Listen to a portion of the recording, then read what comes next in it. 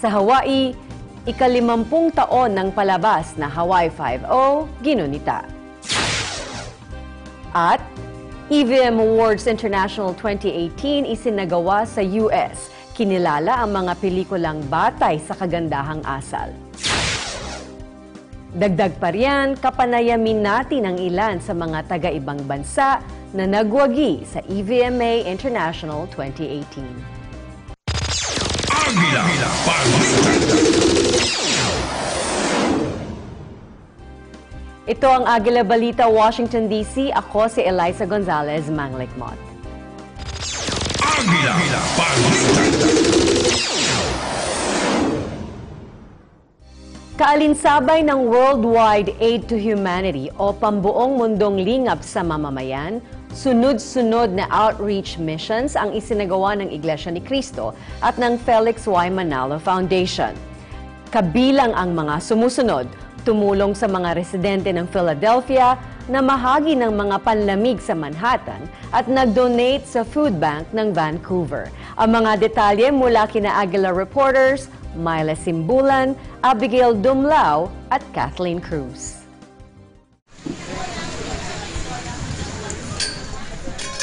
Sa kabila ng malamig at maulan na panahon dito sa Philadelphia, patuloy sa kanilang pagtulong sa mga nangangailangan ang mga miyembro ng Iglesia ni Cristo sa pamamagitan ng kanilang pambuong mundong proyekto na lingap sa mamamayan. Kilala ang Philadelphia na Super Bowl champion noong nakaraang taon dahil sa Philadelphia Eagles. Kilala rin nito dahil dito matatagpuan ang Liberty Bell at ang Declaration of Independence at syempre pa ang sikat na Philadelphia cheesesteak. Subalit may isang bansag na hindi maiwasan ng lungsod na ito, ang pinakamahirap na malaking lungsod sa buong Amerika. Kung ang national average ng kahirapan ay 13% dito sa US, ang Philadelphia ay nananatiling nasa 26%. Upang tugunan ng suliraning ito at ipakita ang pagmamahal sa kapwa sa tinaguriang City of Brotherly Love, ang mga miyembro ng Iglesia ni Cristo na nagmula pa sa Washington, D.C. hanggang sa New Jersey ay nagtipon-tipon ngayon sa Hunting Park, Philadelphia upang magsagawa ng lingap sa mamamayan.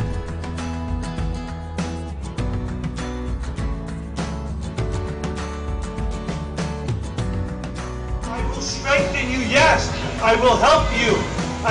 The primary reason why we members of the Church of Christ continue to fulfill activities like this is to fulfill the teachings of our mighty God and our Lord Jesus Christ.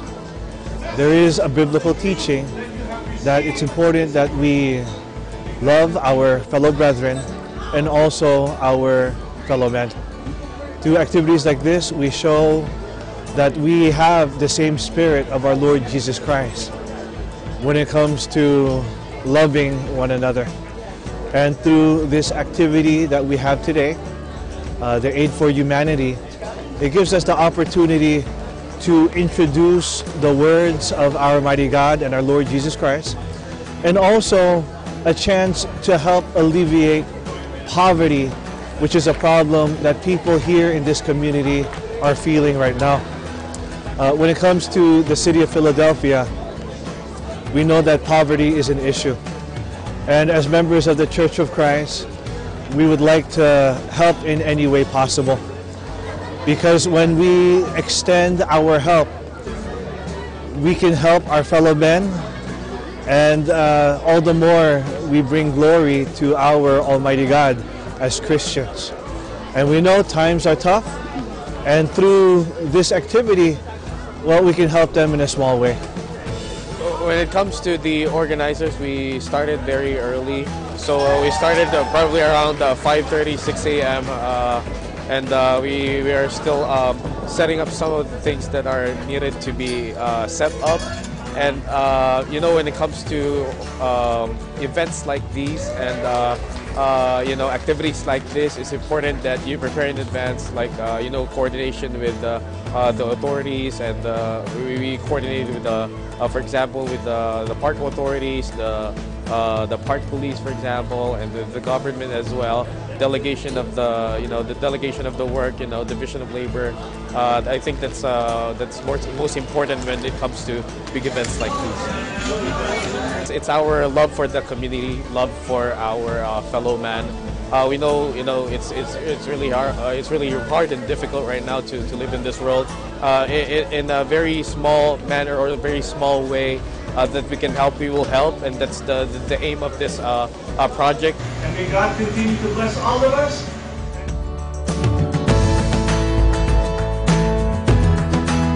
Umulan man o umaraw, tunay na hindi sila mapipigilan. Mula rito sa Philadelphia, ako si Myla Simbulan para sa Agila Balita, 1:25. Sa pagbaba ng temperatura, naghahanda ang mga taga New York para sa taglamig.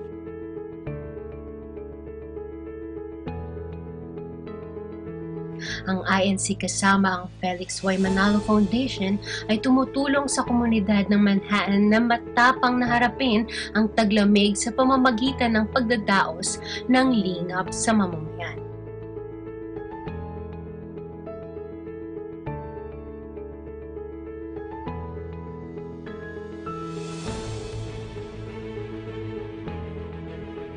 Ang mga donasyon na coats, scarves, sweaters, guantes at kumot ay binibigay sa mga kapitbahayan.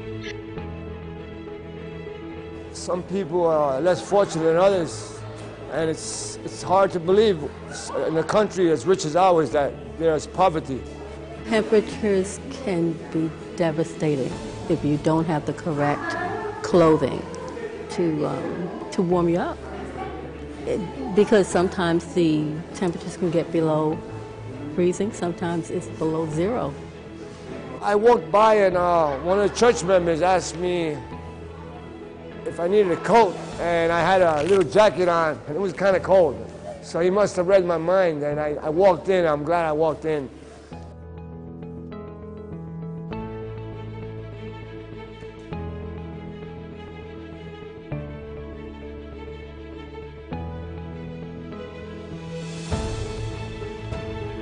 I came in here to see if I could find a coat, and this is a lot about what I was looking for. It's weatherproof, it's long, so I gave my coat in, and I have this wonderful garment.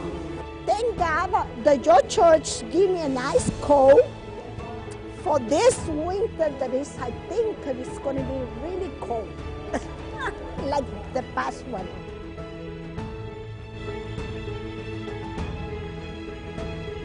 Tell you, here in the Northeast, it can be brutal in the winter, and as you can see, I picked up on the coat drive a beautiful warm coat. I also got one for my wife. Well, she couldn't come, but she'll be glad to have it, and I know she'll appreciate it just as much as I appreciate it. And I want to thank the Church of Christ for this coat drive. It's a blessing. Dahil sa mga organisasyon tulad ng INC at FYM Foundation, ang mga komunidad ay magiging handa upang harapin ang taglamig. Nag-uulat mula sa New York City, ako po si Abigail Dumlao, 1:25. Ng tao ngayon ay ang kakulangan sa pagkain. Halos araw-araw maraming namamatay dahil dito. Sa layunin na makatulong sa suliraning ito, narito ang Iglesia ni Cristo para makatulong sa kanilang komunidad dito sa Vancouver, Canada. Kaugnay ng pambuong mundong lingap sa mamamayan ng Iglesia ni Cristo, ang FYM Foundation sa Vancouver ay nagkaloob ng kahong-kahong mga perishable items sa Greater Vancouver Food Bank. Ayon sa nasabing food bank, humigit kumulang sa 26,000 katao bawat linggo ang natutulungan nila sa 13 lokasyon nila sa Greater Vancouver area. Sa taong ito, ang pangangailangan sa mga lokal na food banks ay tumaas ng 22%. Sa kabilang banda, nababawasan ang bilang ng mga nagkakaloob ng tulong. At dahil na rin sa patuloy na paglago ng bilang ng mga nangangailangan at ng patuloy na pagbaba ng bilang ng mga dumarating na tulong, hindi katakataka na ang food bank ay nahihirapan ng matugunan ang pangangailangan ng umaasa sa kanila. Food Bank is a place where our members can come to when they need that help getting a meal on their table, supplementing what they already have or what they don't have, because we also get a lot of people from the street coming in. So coming here might be their only place to get something. Actual food donations, again, will feed a lot of people. Cash donations for every dollar raised is worth, we have 3 times the buying power. So if we're like this summer, we were low. So what cash donations we had, we were able to buy fresh produce and provide our members more with fresh produce than actual food, our canned food kind of thing. All donations of healthy, nutritious food is very, very important. It's appreciated. Any kind of donation of time, financial donation, food donation, and volunteering could be in the warehouse, at an event, you're good at the computer, whatever, like, all that stuff is very, if it wasn't for, the volunteers that we have, we wouldn't be sustainable. Sa nakitang suliraning ito, ang FYM Foundation sa Vancouver, British Columbia ay nangako na magbigay ng pagkain sa food bank. Sa araw na ito, ang mga voluntaryo ay nagdala ng mga pagkaing dilata, pasta, bigas at iba pang produkto sa pagsisikap na matugunan ang kakulangan sa pagkain. Nakikipagkaisa ang mga kapatid sa pangunguna ng mga ministro ng gagawa at ng lahat ng mga may tutulong sa panawagan ng pamamahala sa pagtulong sa lahat ng mga nangangailangan. Kapatid man namin sa iglesia, ito'y tinatawag naming INC Giving Project at lingap sa mamamayan, na kung saan ang mga kapatid ay nag-donate, nagbigay ng mga pagkain, mga gamit, mga basic necessities ng mga tao. Hindi ba namin kakilala, pero tinutulungan natin akay ng pag-ibig at pagsunod sa aral ng Diyos na sinasampalatayan na namin ng mga kaanib sa Iglesia ni Cristo na kasulat sa Biblia, tulungan, ibigin ang kapwa-tao. Para sa Agila Balita, ako si Kathleen Cruz. I am 1 with 25. Salamat Myla, Abigail at Kathleen. Kaugnay ng mga gawaing ito, kinilala ng isang miyembro ng Legislative Assembly ng Manitoba ang Iglesia ni Cristo dahil sa mga gawang pangkapwa sa iba't ibang probinsya ng Canada. Narito si Agila reporter Kathleen May Pangan. Less than a month after its Aid for Humanity events in Winnipeg, Canada, the Church of Christ was recognized in the chamber of the Legislative Building and received an appreciation for all its services it had offered to the province.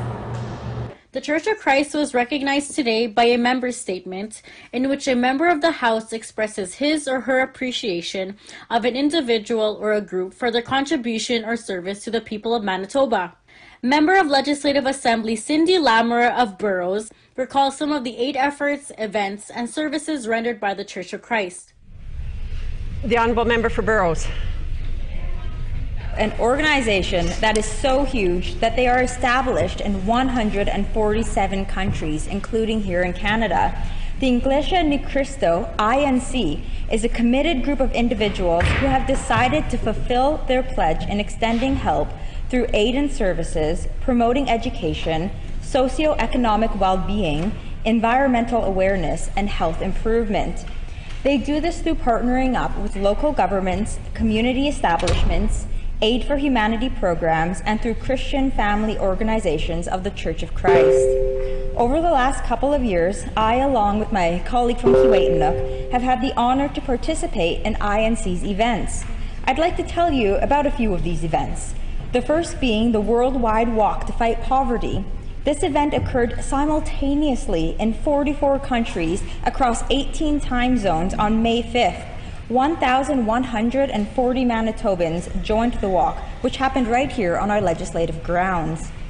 More recently, last month on September 28th, INC held an event in the north end of our city where over 3,000 care packages that they prepared were handed out to nearby residents, clients of local shelters, and those who may be homeless.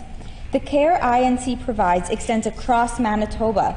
For example, when there was a shortage for blood donations this past summer, INC assisted in the Canada-wide blood donation drive. And when there was a need for evacuees of Garden Hill and St. Teresa Point during last year's forest fire, they fed Manitobans who were arriving by air from affected areas. Madam Speaker, in closing, it is organizations like INC and individuals like the 9 who have joined us in the gallery today, one all the way from Toronto, that are the embodiment of hope. They work to serve others, and I am hoping that today my colleagues will join me in showing appreciation to INC's service to our province. Thank you.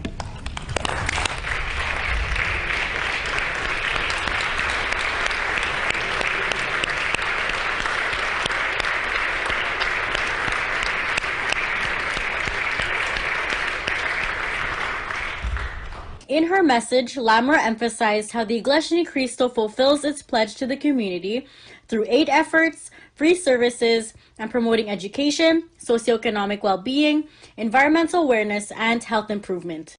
Over the years, I've had the opportunity to come out to lots of events that have been put on by the Church of Christ and members of the group, and it truly is inspiring. And I talked about this in one of my prior interviews, just how uplifted I feel every single time, and I want to be able to bring that hope here into the Manitoba Legislative Building.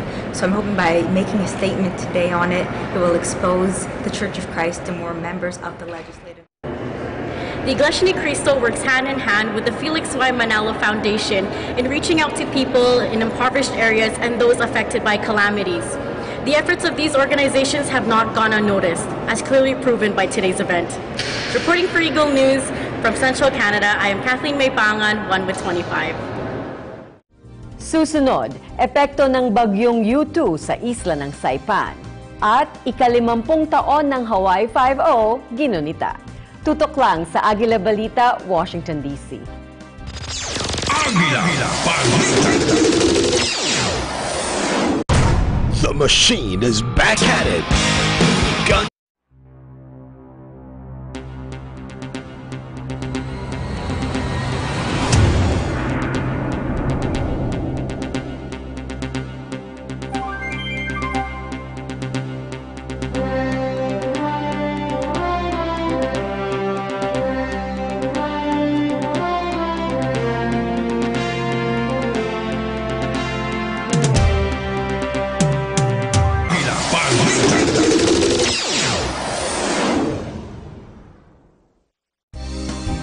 Kayo ay nanonood pa rin ng Agila Balita, Washington, D.C. Silipin natin ang Northern Mariana Island. Ihahatid sa atin ni Agila reporter Lizelle Cristobal ang iniwang pangwawasak ng bagyong U2 sa Saipan. Narito ang report. Sa loob lamang na 6 na linggo, 2 bagyo na ang humagupit sa mga isla ng Western Pacific. Si Bagyong Mangkut ang nauna noong nakaraang Setyembre. Sumunod naman si Bagyong U2 itong nakaraang Oktubre. Sa ngayon, si U2 ang pinakamalakas na bagyong dumaan sa gawin ng Saipan at Tinian.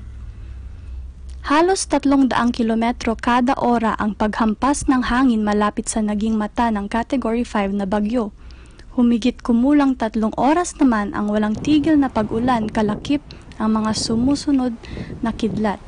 May mga nakasaksi rin ng pagbaha dulot ng storm surge na umabot ng halos 6 na metro ang lilim. Nung pong mula nung i-announce na yung bagyo ay parating dito sa Saipan, umaga pa lang, yung aking mga gamit, inayos ko na, binalot ko na para wag mabasa. And then pumunta ako ng market para doon sa paghahanda ng aking mga pagkain. And then pagdating nung hapon, punta na ng kapilya, dito na ako nag-stay sa church. Nagpalipas hanggang sa makalis yung bagyo. Yun, sa kasalukuyan, yung aming bahay na tinitiran ay na-wash out. Totally wash out. Pero sa awa ng ama, yung akin namang mga uniforme sa pagtupad ay hindi naman napinsala. Lahat ng aking mga inihanda ay okay naman. Sa kinaumagahan, pagkalipas ng bagyo, agad na lumabas ang mga residente upang tignan at suriin ang kanilang mga bahay, sasakyan at iba pang mga gamit. Sa unang tingin pa lamang ay parang mga laruang binalibag kung saan-saan. the windows, and my dad, he did that to the car. As you can see, the car is... We put something around the car so nothing falls on it. And then our clothes, we put it in plastic bags and placed it in the room that we thought was the safest. If you look behind us, it used to be our house. The roofs came off, and then the windows over there, the door smashed through it. And then the only place that survived was the kitchen, which is where we're staying right now. Yeah. Ayon kay Ralph Torres, governor ng Commonwealth ng Northern Mariana Islands, puspusan anya ang pagkilos ng kanyang administrasyon para maihanda ang mga mamamayan bago sumapit ang bagyo. Kaagad namang nagresponde si US President Donald Trump sa pag-aproba ng emergency funding for immediate assistance. Meron na rin sa Guam at Saipan ang mga taga-Federal Emergency Management Agency o FEMA na tumutulong pa rin sa recovery mission matapos ang bagyong Mangkut. Kamakailan lamang nagtambalan din ang FEMA at ang US Army Corps of Engineers sa recovery naman ng mga nasalanta ng bagyong Yutu sa Saipan at Tinian, lalo na sa mga bagay na may kinalaman sa infrastruktura. Patuloy ang pagmarcha ni bagyong Yutu papuntang hilagang bahagi ng Pilipinas. Mula sa Saipan, Northern Mariana Islands, ako po si Lizelle Cristobal, 1 with 25. Salamat, Lizelle. Sa Hawaii naman, kamakailan ay ginunita ang ika-50 taon ng serye sa telebisyon na Hawaii 5-0. Nakipagkwentuhan si Agila reporter Ron Hamilton sa ilan sa mga aktor ng sikat na serye. Panoorin ninyo. Sa taong ito, ginuginita ang gintong or 50 anibersaryo ng isa sa mga pinakasikat na TV series sa buong mundo, ang Hawaii 5-0.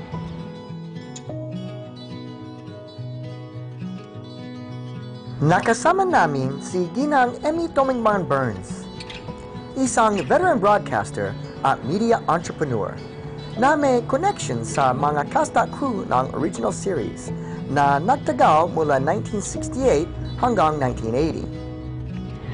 Leonard Freeman, who did Route 66 and other great television shows, wanted to do something on location. I got from his children that they had relatives here, so they would come on vacation. Correct me when I'm wrong. Okay, correct me if I'm wrong. And he loved it here so much that he thought, you know, there's such beautiful scenery, and he felt that it was, I guess the right thing to do is to try it out, you know, and of course Hollywood went crazy.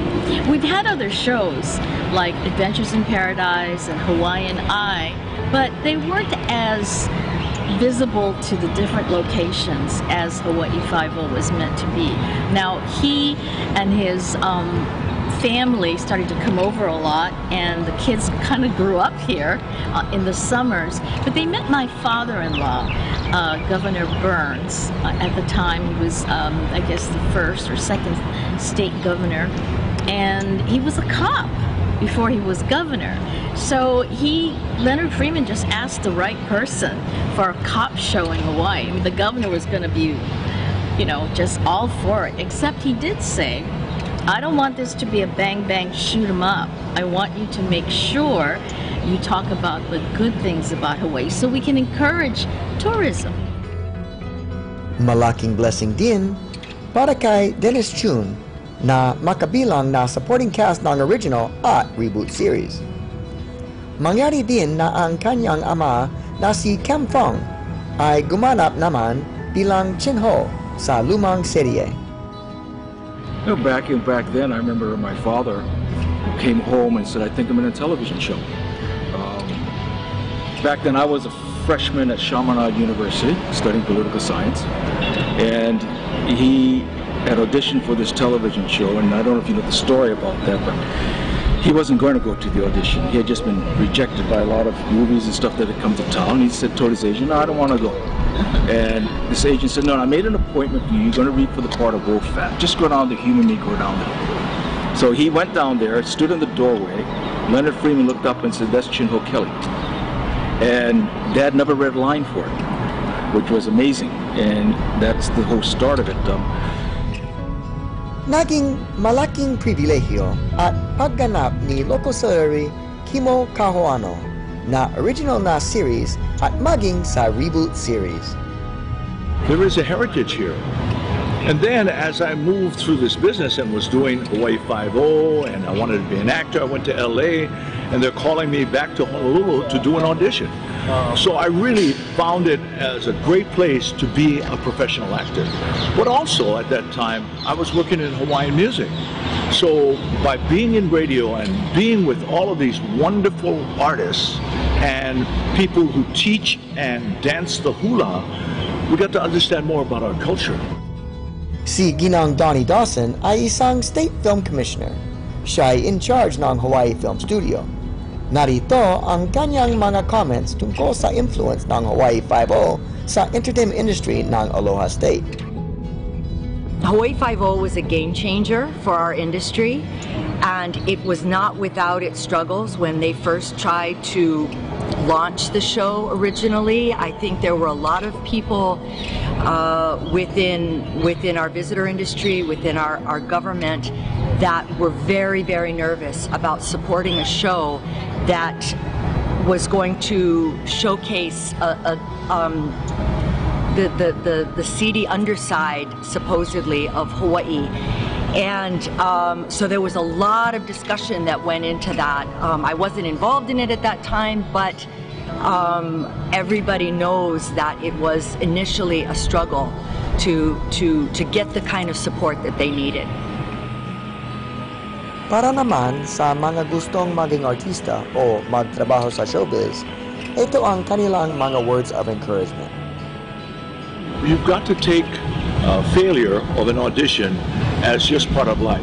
Don't worry about it. Wait for the next reading, the next role. Casting is like that. The first thing I would say to our talented, creative youth is that it's not the easiest industry to break into, but it is definitely possible. All things are possible. I think you can realize your dreams if you're passionate enough about them. But it requires a lot on their part. It requires a lot of patience. It requires tenacity. It requires the ability for you as a young up-and-comer to make yourself indispensable to this industry. Because for every one of you, there are 1,000 others out there like you that are trying to do the same. And so I've always encouraged them, be willing to do the most menial work, be willing to start at the bottom and work your way up, make relationships, cultivate those relationships, make friends, and demonstrate to the higher-ups that you are talented in what you're capable of doing, but that you are willing to do anything, and that you can be an asset to whatever that production may be. But it takes a lot of patience and it takes perseverance. What we have to realize is we stand on the shoulders of giants, really. And that's the original cast and crew of 5-0. There was other shows that came into town that believed in Hawaii and in our actors. And we need to make sure that we up our game so that our people's talents can shine. I strongly feel, because I've worked with a lot of, I've seen the independent films, I've seen the short films, I've been in acting classes with them. I know how much talent there is there. Our people are second to none in talent, but they need to make sure that they're trained, that they're ready to grab the moment, because the moment is coming. As I said before and many times, the world has never needed Aloha and Ohana more than now. And talking to so many fans from around the world, which has been my privilege as part of 5-0, is they all say the same thing. Hawaii represents something different to them. So I always also end with one thing to all the actors and creative people here. Remember, you're more than an actor, you're more than a producer, you're more than a writer, than an editor. You're a Hawaiian writer, you're a Hawaiian producer, director, and actor. And that carries with it special responsibilities. Most of all, keep Aloha burning bright. You know, in our Filipino culture, we do have the utang na loob. which means to really give respect and honor to those that went before us. And that's what this Hawaii 5 World 50th is about. And to people like Dennis, it's our utang na loob. And I'm honored to have been there to take all the interviews of those wonderful people who are now in Hawaii 5-0 heaven and to be able to tell their story. So don't forget, mga kababayan, utang na loob. It's very important. That means to give back and to honor people before us. Samantala, nagsimula noong nakaraang Setyembre ang ika-siyam na season ng reboot series ng Hawaii 5-0. Mula Honolulu, Hawaii, ako'y si Ron Hamilton para sa Eagle News. Ako'y 1 with 25. Salamat, Ron. Sa aming pagbabalik, EVM Awards International 2018 isinagawa sa Estados Unidos. Kinilala ang mga pelikulang batay sa kagandahang asal. Kapanayamin natin ang ilan sa mga nagwagi sa EVMA International 2018 na bumiyahe pa mula sa ibang bansa. Magbabalik ang Agila Balita, Washington, D.C. Agila Balita! Agila Balita, Lunes hanggang Biyernes, alas 7:30 hanggang alas 8 ng umaga. Agila Balita!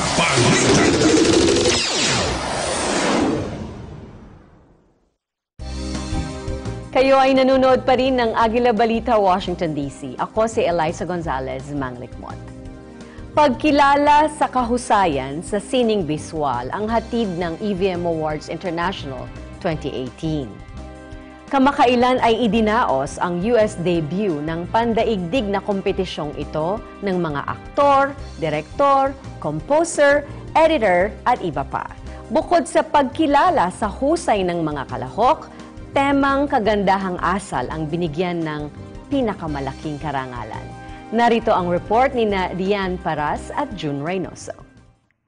Ang American Music Awards, ang Emmys, at ngayon naman ang Excellence in Visual Media Awards ay idadaos ang kanilang kauna-unahang international awarding event sa Microsoft Theater dito sa Los Angeles.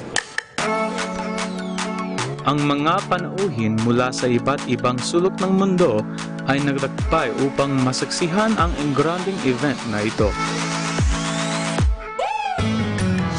Pagsusuot ng kanilang mga formal na kasuotan, ang mga dadalo ay nagtitipon upang lumakad sa red carpet, masaksihan ang mga filmmakers sa kanilang mga prestiyosong parangal, at upang mapanood ang nakamamanghang pagtatanghal na inihanda ng EVMAs.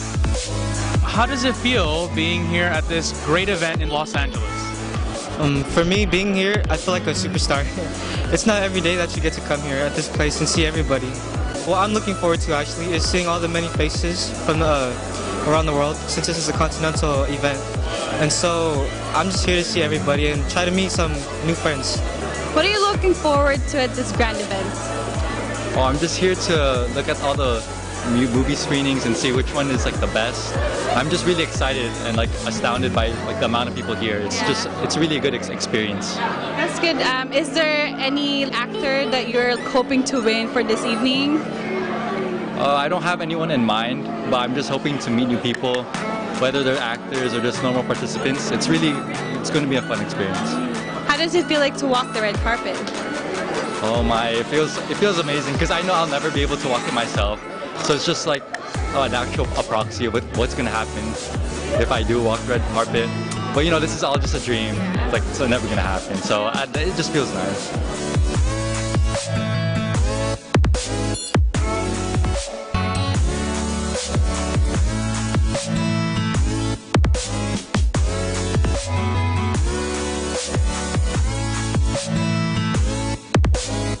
Ang ilan sa mga nanalo ng award ngayong gabi ay kabilang dito ang Best Film, Best Actor, Best in Cinematography, Best Child Performer, Best Musical Score. Ang kamangha-manghang pangyayaring ito, kasama ang mga malilikhaing delegado, ang mga nagwagapuhan at mga naggagandahang panauhin, ay para na rin kaming mga sikat na artista. Ang gabi ito ay tunay na di malilimutan. Mula dito sa Microsoft Theater sa Los Angeles, California para sa Agila Balita, ako si June Reynoso. At ako naman si Dayan Paras, 1 with 25. Salamat Dayan at June. Balitang EVM Awards pa rin. Nakapanayam ni Agila reporter Alfred Acenas ang isang mag-asawa na bumiyahe pa mula sa Bahrain bilang kinatawan ng pelikulang Forever. Isang napakagandang regalo ang kanilang iuuwi sa kanilang mga kasamahan sa pelikula. Narito ang report. Isang malaking pagkakataon at malaking pribilehyo na makasama natin ang isa sa mga distrito sa labas ng Estados Unidos, ang distrito ng Qatar na kamakailan lamang ay nagwagi ng isang memorable na karangalan, ang Best Cinematography, at ang kanilang movie project ay pamagatang Forever, di po ba? And we congratulate you, and we just want to find out ano po ba ang reaction po nila na kayo nagwagi ng ganitong karangalan? Ang totoo po nun, hindi ko na talaga ina-expect na makuha ko din sa dami ng magagaling po. Pero I'm very thankful po kasi sa amin po na pagkaloob ang Best Cinematography. Napakasaya po. Kasi sa totoo lang, yung experience lang na makarating dito sa Amerika, isang malaking bagay na po yun through EMA. Tapos binigyan pa kami ng bonus. Masaya po kami. Ano ba ang paksandiwa na nais nyo ipahatid sa mga manonood o sa mga nakapanood ng pelikulang ito? Una po sa lahat, gusto po naming i-invite sila na mapanood yung film namin. Kasi hindi lang po yun kapapalooban ng mga Christian values. Tapos, from the word forever, sabi nga nila, there's no forever, but in the INC there is forever. So they panoorin nila para makita nila kung bakit may forever sa INC. And doon nila makikita kung paano mo namin ginawa yung na-showcase namin ang mga places, not all the places in Bahrain and the Middle East. Siguro doon po nila nakita yung kaya nila nabigay sa amin yung cinematography na award. Ano naman ang pakiramdam na nandito kayo sa Estados Unidos? Sobrang masayang-masaya po at napaka-warm ng pag-welcome po sa amin ng lahat ng mga kapatid dito sa Los Angeles. Tapos yung nagkita-kita po yung mga iba't ibang brethren from other districts po. Sobrang ligaya po na nagkita-kita kami kahit man lang sa event na ito dahil magkakalayo po, talagang miles away, pero dahil sa event na ito nagkita-kita po tayong lahat. Siguro naman meron kayong gustong batiin sa Pilipinas, sa Middle East. Pagkakataon nyo na po ito. Sana po congratulate namin lahat sila at mabati. Una po sa lahat yung district minister namin, si Brother Raul Basco. Ang KSKP po namin, during ginagawa po namin ito, si Brother Robert Agamata. At yung present na KSKP, si Michael Ponce. Ganun din po ang cast and a crew ng production po ng Forever. Sana masabi ko lahat, si Manny Pupeta, si Melvin Kalimlim, sila Clem,